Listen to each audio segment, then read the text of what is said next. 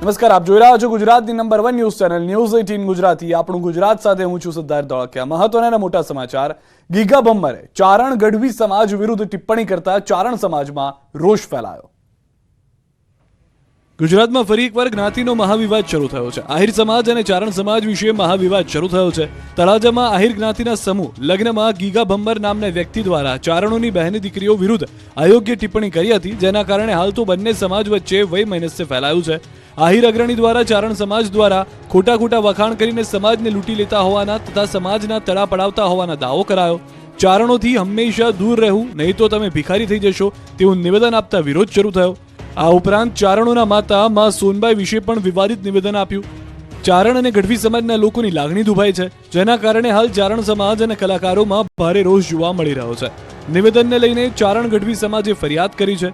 સમગ્ર રાજ્યભરમાં ચારણ ગઢવી સમાજે આપ્યું આવેદનપત્ર. તો દ્વારકા જિલ્લાના ચારણ સમાજમાં રોષનો માહોલ જોવા મળ્યો. સોનલધામમાં ચારણ સમાજના લોકો એકઠા થયા.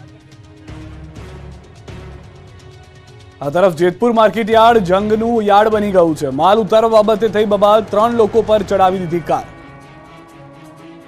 આ કોઈ જંગનું મેદાન નથી, આ કોઈ કુસ્તીનો અખાડો નથી, આ તો જેતપુરનું માર્કેટ યાર્ડ છે. જેતપુરનું માર્કેટ યાર્ડ યુદ્ધનું મેદાન બની ગયું. યાર્ડ જાણે કે કોઈ વોર ભૂમિમાં પરિવર્તિત થઈ ગયું હોય તેવું લાગે. યાર્ડમાં વહેલી સવારે ખેડૂતો મોટી સંખ્યામાં પોતાનો માલ લઈને આવ્યા હતા, ત્યારે મરચાના ઉતારા સમયે બોલાચાલી થઈ. બબાલ એટલી ઉગ્ર બની ગઈ કે વેપારીઓ અને ખેડૂતો સામસામે આવી ગયા હતા. વેપારીઓ અને ખેડૂતો ઝપાઝપી કરવા લાગ્યા હતા. ખેડૂતોએ એકત્ર થઈ વેપારીઓની ધોલાઈ કરી નાખી. જે હાથમાં આવ્યું તેનાથી વેપારીને માર મારી અધમુવા કરી નાખ્યા. કોઈ ઢીકાપાટુનો માર મારે છે, કોઈ લાકડીથી લડાઈ લડે છે, તો કોઈ લાફાઓનો વરસાદ કરે છે. યાર્ડમાં એક ટોળું નહીં, પરંતુ જ્યાં નજર કરો ત્યાં ટોળાઓ ઝઘડી રહ્યા છે. કડકડતી ઠંડીમાં માહોલ એટલો ગરમાઈ ગયો કે થોડી વારમાં અફરાતફરી મચી ગઈ. હજુ તો આ બબાલ શાંત થઈ ન હતી ત્યારે યાર્ડમાં જણસી ઉતારવા આવેલા ટેમ્પો ચાલકે પૂરપાટ ટેમ્પો ચલાવીને વેપારીને કચડી નાખ્યા. ટેમ્પોની અડફેટે આવતા 3 લોકોને ઈજા પહોંચી, જેમને હોસ્પિટલમાં દાખલ કરવાની ફરજ પડી. એટલું જ નહીં, ટેમ્પામાંથી ઉતરી કાર ચાલકે 3 વેપારીઓને માર પણ માર્યો. કાર ચડાવવાના પ્રકરણમાં એકની અટકાયત કરવામાં આવી, પરંતુ યાર્ડમાં મારામારીના કારણે દહેશત ફેલાઈ ગઈ. ખેડૂતો વિફરતા વેપારીઓએ એક થઈને હરાજી બંધ કરાવી હતી. દિલ્હી ખેડૂત આંદોલનની અસર ગુજરાત પર પડી. સુરતના દેલાડમાં ખેડૂતોએ કર્યો ચક્કાજામ. દિલ્હીમાં ખેડૂત સંગઠનો દ્વારા ભારત બંધનું એલાન કરવામાં આવ્યું છે, જેની અસર ગુજરાતના સુરતમાં પણ જોવા મળી રહી છે. ઓલપાડના દેલાડ પાટિયા નજીક ખેડૂતો વિરોધ પ્રદર્શન કરી ચક્કાજામ કર્યું. ખેડૂતો ઉગ્ર વિરોધ પ્રદર્શન કરી પહેલા જ પોલીસ સાથે ચકમક થઈ હતી. ઓલપાડ પોલીસે દક્ષિણ ગુજરાત ખેડૂત સમાજ પ્રમુખ રમેશ પટેલ, દર્શન નાયક સહિત ખેડૂત આગેવાનોની અટકાયત કરી હતી. દેલાડ પાટિયા નજીક ભારે ઝપાઝપી થઈ. ખેડૂતોએ ઉગ્ર વિરોધ કરતા પોલીસે ટીંગાટોળી કરીને ખેડૂતોની અટકાયત કરી. જોકે ભારે વિવાદ બાદ ખેડૂત આગેવાનોને ડિટેન કરી ઓલપાડ પોલીસ સ્ટેશન લઈ જવામાં આવ્યા હતા, જ્યાં ખેડૂતોએ રામધૂન બોલાવી વિરોધ નોંધાવ્યો હતો. વડોદરામાં યુથ કોંગ્રેસના કાર્યકરોની ટીંગાટોળી સાથે અટકાયત. પોલીસ સ્ટેશનમાંથી ભાગી પ્રમુખે ઇલેક્ટોરલ બોન્ડને બેનર સળગાવ્યા. ઇલેક્ટોરલ બોન્ડ મામલે સુપ્રીમ કોર્ટના ચુકાદા બાદ વડોદરા શહેર યુથ કોંગ્રેસ દ્વારા ઇલેક્ટોરલ બોન્ડના બેનરની હોળી કરી હતી. તેમજ ભાજપ હાય હાયના નારા લગાવ્યા હતા. કઈ પાર્ટીને કેટલું ફંડ આપવામાં આવ્યું હતું તે જાહેર કરવા માટે માંગ કરી, જેથી પોલીસે યુથ કોંગ્રેસના 6 કાર્યકરોની સયાજીગંજ પોલીસે અટકાયત કરી હતી. જોકે યુથ કોંગ્રેસના પ્રમુખ પોલીસ સ્ટેશનમાંથી ભાગી ડેરી ડેમ સર્કલ ખાતે બેનર સળગાવ્યા હતા. યુથ કોંગ્રેસ દ્વારા ડેરી ડેમ સર્કલ પાસે સૂત્રોચ્ચાર કરવામાં આવ્યા અને વિરોધ પ્રદર્શન કરવામાં આવ્યું. આ સમયે મોટી સંખ્યામાં સયાજીગંજ પોલીસ સ્ટેશનનો કાફલો સ્થળ પર હાજર હતો અને કોંગ્રેસના 6 જેટલા કાર્યકરોની અટકાયત કરી હતી.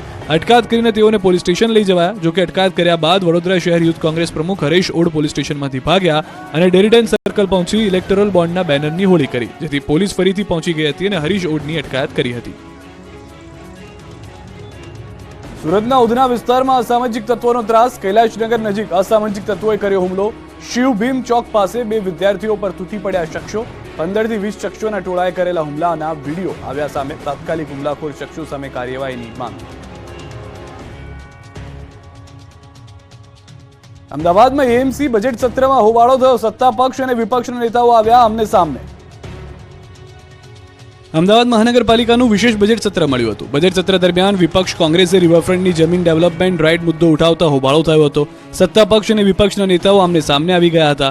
એવો હોબાળો થયો કે વાત તૂતુ મેમે સુધી પહોંચી ગઈ હતી. પરિસ્થિતિ જોતા અધ્યક્ષ સ્થાને બેઠેલા મેયરે તાબડતોબ બજેટ સત્રમાં બ્રેકની જાહેરાત કરી હતી.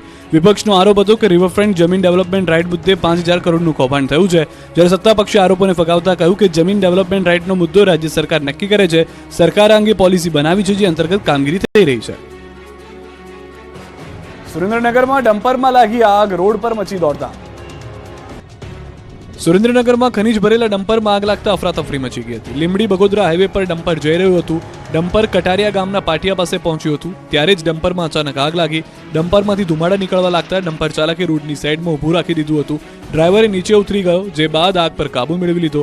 જોતજોતામાં આખું ડમ્પર બળીને ખાખ થઈ ગયું. કટારિયા ગામના પાટિયા પાસે ડમ્પરમાં આગ લાગતા અચાનકથી દોડધામ મચી ગઈ.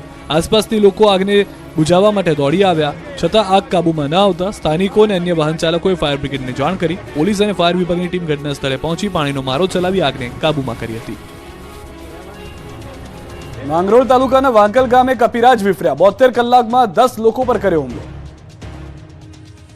સુરતના માંગરોળના વાકોલના લોકો ઘરની બહાર નીકળતા પહેલા ચેતી જજો. અત્યાર સુધી તમે રોડ પર રખડતા પશુઓ શ્વાનથી સાચવતા હશો, પણ કપિરાજથી હવે બચીને રહેજો, કેમ કે વાકલના બજાર અને સ્ટેશન વિસ્તારને હાલમાં એક કપિરાજે બાનમાં લીધો છે. છેલ્લા 3-4 દિવસથી વાનરે એવો તો આતંક મચાવ્યો કે લોકો ઘરમાં જ પુરાઈ રહેવાનું મુનાસિફ માને છે. તોફાની ચડેલો કપિરાજ જો કોઈ બહાર નીકળે તો પણ હુમલા કરી દે છે. ક્યારેક વાનર બાઇક ઉપર જતા ચાલકો, તો ક્યારેક દુકાનદાર ઉપર, તો ક્યારેક રસ્તે જતા રાહદારીને પકડીને બચકા ભરી હુમલો કરીને પાછળ દોડે છે. એક જણાના ઘરમાં ઘૂસીને હુમલો કર્યો. માત્ર 72 કલાક એટલે કે માત્ર 3 દિવસમાં જ કપિરાજે 10 થી વધુ લોકો પર હુમલો કરી બચકા ભર્યા. આ પકડમ પકડીના ખેલમાં તોબા થયેલા લોકોએ વન વિભાગને રજૂઆત કરી, તો વન વિભાગે પણ વાનરને પકડવા ફિલ્ડિંગ ભરે છે, પરંતુ ચબરાક કપિરાજ પાંજરે પુરાતા નથી. 3 દિવસ કપિરાજે 10 થી વધુ લોકો પર હુમલો કર્યો. લોકોને હોસ્પિટલે ખસેડવા પડે તેવી સ્થિતિનું નિર્માણ થયું. લોકો ડરના માર્યા હવે ઘરની બહાર નીકળવાનું ટાળી રહ્યા છે.